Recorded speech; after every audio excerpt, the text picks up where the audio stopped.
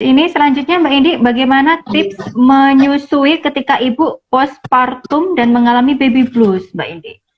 Oke, jadi baby blues di sini kan kecemasan rata-rata 2 minggu ya. Iya. Nah, di sini itu kan kondisinya sangat labil karena yang bisa kena baby blues kan dua, mamis dan papanya.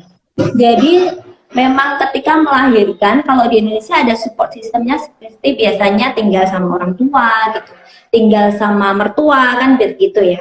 Atau mungkin suaminya cuti 2 minggu atau sebulan biasanya dapat kayak gitu.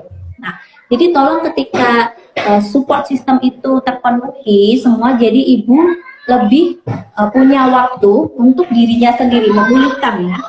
Karena yang cepat itu kan ibu sendiri. Kadang-kadang ibu itu nggak bisa ngomong gitu ya. Jadi kalau kita bukan depresi, karena kita cemas, nangis tiba-tiba nangis gitu kan, kita nggak tahu. Kita mau ngomong sama suami itu nggak tahu gimana jelasinnya kan kadang-kadang. Jadi suami kadang bingung doang, itu kenapa istri aku nangis, tiba-tiba nangis di pojokan, misalnya tiba-tiba nangis di kamar mandi, dan kita sendiri nggak tahu itu kenapa. Belum tentu karena dia merasa apa istilahnya habis punya bayi kok bebanku semakin banyak, belum tentu seperti itu karena memang hormonal sekali ya.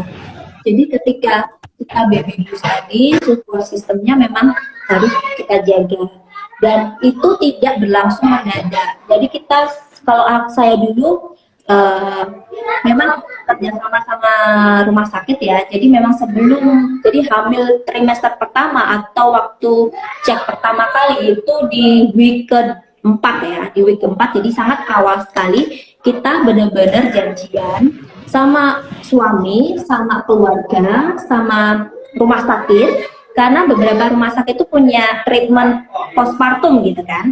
Jadi menjaga supaya ibu yang habis melahirkan keluar dari rumah sakit itu benar-benar terjaga, ya kan? Nah, jadi kita bisa minta fasilitas seperti itu. Jadi ketika kita awal-awal hamil, kita menyiapkan juga hal itu bagaimana seandainya nanti setelah melahirkan, saya terkena baby blues atau mungkin kena depresi.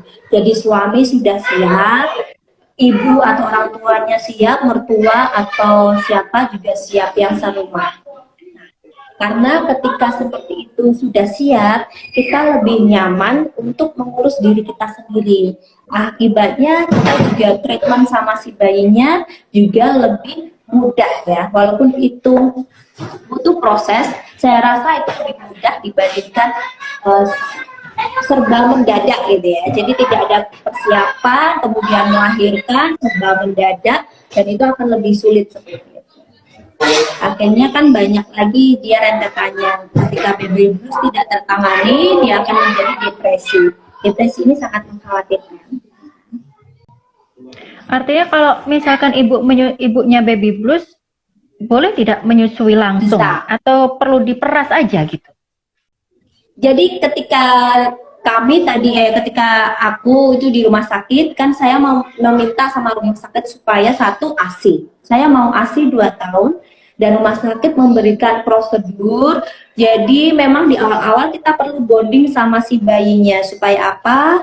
Bonding itu supaya mengurangi kecemasan ibunya, satu, supaya ibu memahami si bayinya dan si bayinya secure, aman gitu ya, aman dipegang oleh ibunya.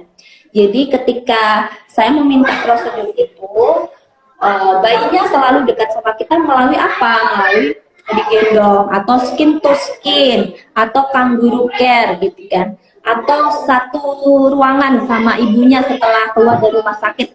Nah, itu hal-hal yang perlu kita lakukan. Jadi ketika saya bilang minta seperti itu, jadi proses menyusui pun lebih mudah ya kan.